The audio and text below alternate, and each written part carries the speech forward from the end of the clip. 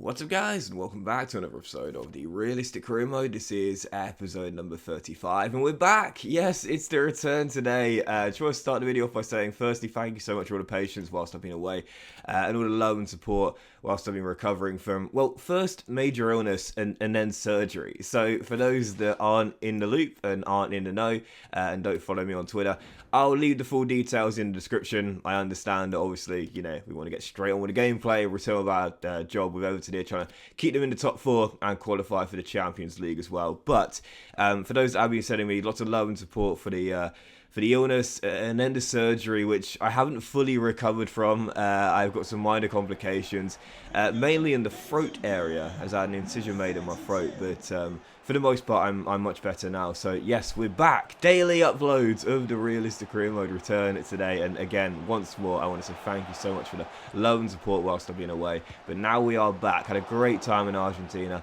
And again, have recovered, I would say, quite well, to be fair, at least in my opinion. So, heading into the first game of today's episode as we return here, Spurs away North London FA Cup third round. And heading into this game, of course, as we know, tough run of form for the Toffees. January transfer window has just opened. We sold Dele Alli for £15 million to Aston Villa and now taking on Antonio Conte's side in North London. Just a one win in our last four games. We've definitely slowed down in our race for a top four place. And after the big loss to Arsenal as well last weekend, this was not the game we wanted and this was not the luck I needed. 54 minutes into a game where I played okay, not great, but I was doing alright out there. How unlucky was that? Michaelenko tries to clear the ball. Harry Kane says, cheers for that one, mate. Rolls it across to Heung-min Son. The duo at Spurs link up and Tottenham take the lead straight after the restart. I was thinking, come on, man, are you serious? The first goal I conceded in 2 weeks is that? I mean, heading to the game, I was fearing I was going to be rusty. There wasn't much I could do about that one, but from kickoff, what's that old saying? You're always most vulnerable when you've just taken the lead. Well, for this moment here, the saying rings true. Right from kickoff, we attack down the right-hand side, work it into the middle, and Callum Hudson-Odoi gets our leveller. And no less than we deserved as well. I would have been sick had I lost that game. Even more sick than I am now. I would have been sick had I lost that game by a goal to nil through that goal. Thankfully, in the end, Hudson-Odoi ensures we're going to a replay on Tuesday night. The dreaded FA Cup replays, I can't stand them. But, of course, I'll take that over a loss because who wouldn't? I mean, really, who wouldn't? But anyway, following that, as you can see, we had some bids here to start January window off here. A bid for Mason Holgate for Crystal Palace turned down.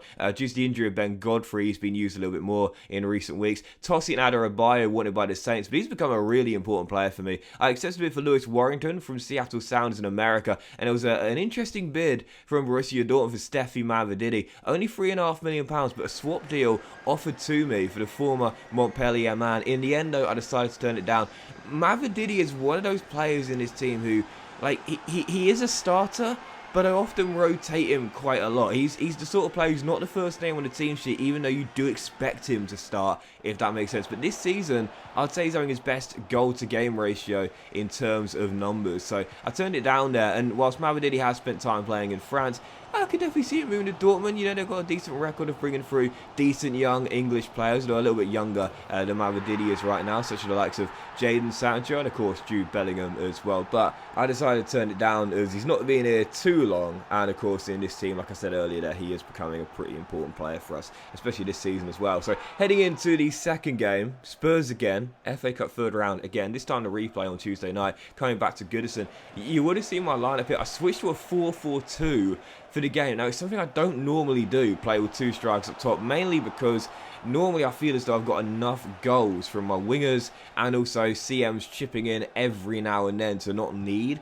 two up top, so I'd rather have a bit more strength and a bit more assurance, if you will, in my midfield. But I changed to a 4-4-2 for the game. Thought, my forward's been poor recently, only one win in 5, got to try something different. Hudson-Odoi gave us the opening goal to make it 1-0 and there's 75 minutes in. What a great little build-up this was here as well. Really nice little flick through, nice little offload, and Conor Gallagher, makes it 2. That was a great little team goal there. Starting from the back and then working our way forward and finishing the move off with 14 minutes to go. So final score at Goodison, Everton 2, Spurs 0, and we are through to the FA Cup 5th round. Finally, we get our first win of the calendar year of 2025. Our reward for making it through the third round, we'll see us take on Burnley in the last 32, the Challenger side, of course. FA Cup this year going to quarterfinals. Man City away. And, you know, it really was fitting, wasn't it? You know, obviously Vincent Kompany doing a tremendous job there at Burnley in the first year. You know, I mentioned this before as Warrington's deal here breaks down. I mentioned this before, like, I don't think he's got enough credit for what he's done with Burnley in the Championship this year. And of course, I understand that not everyone follows the Championship, and that's totally fine. For those that are unaware, Burnley last year, after several years under Sean Dyche in the Premier League, decided to sack Sean Dyche towards the end of the season. Mike Jackson took over, caretaker manager, couldn't keep them up. Burnley went down. And then in the summer, they had this massive rebuild, this massive clear out, all the key players for them over the past few years. Nick Pope in goal, going to Newcastle, James Tarkowski going to Everton, Ben Mee leaving on a free, going to Brentford, and Dwight McNeil going to Everton, so on and so forth. Lots and lots of their key core players leaving in the summer. They went for a hard, completely total rebuild in the summer here, brought in loads of new players, lots of young talent as well, Muric between the sticks, Harwood Bellis, you know, lots and lots of youngsters coming in. And, you know, when a team goes for a rebuild, normally it's a long-term project. So Burnley fans probably would have thought, you know what, with this squad here, new manager, Kompany, first time managing English football, we'll take sneaking into the playoffs. Instead, they're top of the Championship and going for an instant return. I don't think Kompany has got the credit he deserves for this. I really, really don't. This is his first job in English football. It's in the Football League with a totally new team that are going for a rebuild in the Championship. And they're top of the table and in the FA Cup quarter-final. I don't think Kompany's got anywhere close to the credit he deserves. I saw an interview with Guardiola on BBC saying that he believes that Kompany will take over as Man City manager one day. I'd love to see it. I really, really would. Club legend, club icon, and I'd love to see that as well. Anyway, yeah, we'll take them on in the FA Cup fourth round away at Turf Moor. And for our following game on the back of the big win here against Spurs, now taking on Manchester United here. Massive game in the race for the top four. You'll see the league table pre-game here. It's so tight in the race for a European spot right now. I mean, I'm not really talking about this. We're only a few points off top spot right now. So it is so tight in the race for a Champions League spot. But that's what we want, fourth place. Forget being in a title race. Look, we're a great Everton team that are coming along leaps and bounds, don't get me wrong, but forget that. I just want to sneak into fourth on the final day on goal difference. That'll do me totally fine. But the problem we've had recently is that in the league, we've really struggled. No league wins in our last, I think, 4 or possibly 5 games now. Really tough 1-0 loss there to the Red Devils there. I always say this, I never ever present the highlights package unbiased and unfairly. I'll show you exactly what's happened. I didn't play well in that game. I only really had the one half chance. Kev went around heading over. Other than that, didn't really get going. And in the end, Marcus Rashford, what a season he's having under Eric Ten Hag, came up with the only goal of the game in a 1-0 defeat. So, following game, Sheffield United, Bramall Lane. I was thinking, right, if I don't win this game, like, seriously, I might as well just forget my dreams of, well, top 4 or even 5th or 6th, let alone a Champions League spot. Because right now the Blades are rock bottom of the table, 20th place, 9 points on the board all season long. I was thinking, if I can't win this game, how on earth are we going to qualify with the Champions League? So starting off the perfect start, Steffi Mavrodini, who turned down a bid there from Dortmund earlier, gets us the opening goal of the game.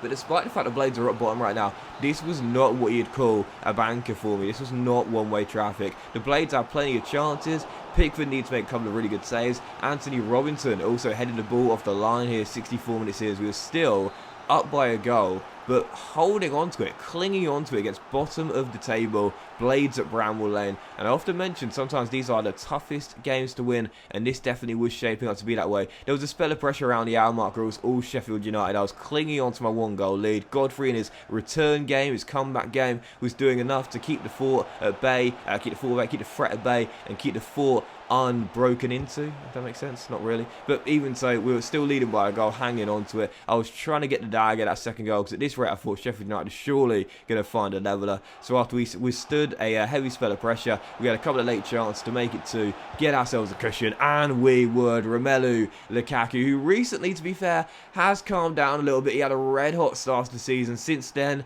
he has definitely taken his foot off the gas pedal a little bit, but this guy's still got the quality. The 31-year-old now makes it 2. That would surely wrap the points up. Lukaku doubles our lead, and I knew at this point here we were going to be okay. There went close later on to get a consolation goal. Sheffield United, that shot going over the bar. We were still leading by 2. Stoppage time came in. We knew the game was basically done. And as we were heading into the final stages, from the goal kick, working our way forward. Lovely build up here to free Nathan Patterson, who offloads to Lukaku, and the Belgian makes it 3. Yeah, back with a brace to Belgium with 2 in a 3-0 victory. And that would do it. Everton, after a tough run of form, are back to winning ways in the Premier League. But it was bottomed at the table, Sheffield United. So to be fair, had we not won this game, it would have been a bit of a disaster. Yes, big win there, and we'll take it. Again, not the easiest of games, no doubt about it. The Blades, as I often talk about it, sometimes the easiest games can turn out to be the hardest. They definitely put a good shift in there, but thankfully, in the end, it came down to who was more clinical, and that proved to be us. So sit outside the top 4 for now in 5th place, but again, you'll see the league table in just a moment's time. It's still incredibly tight, and with 15 games to go into the FA Cup 4th round, and most crucially, only behind Man City by 2 points. 15 games left, and there is still a great chance of us finishing in the top 4. But that will end today's episode of the Realistic Rumor, guys. Big thank you for watching. Hope you have enjoyed it. Once again, much love to you all for all the support whilst I've been away. I really appreciate it. And again, if you want more details, I'll leave them in the description. Have a great day. Much love, and I'll see you for the next episode of the Realistic Career Mode. Not in 2 weeks. Let's do tomorrow. Let's return with the daily uploads. I'll see you tomorrow.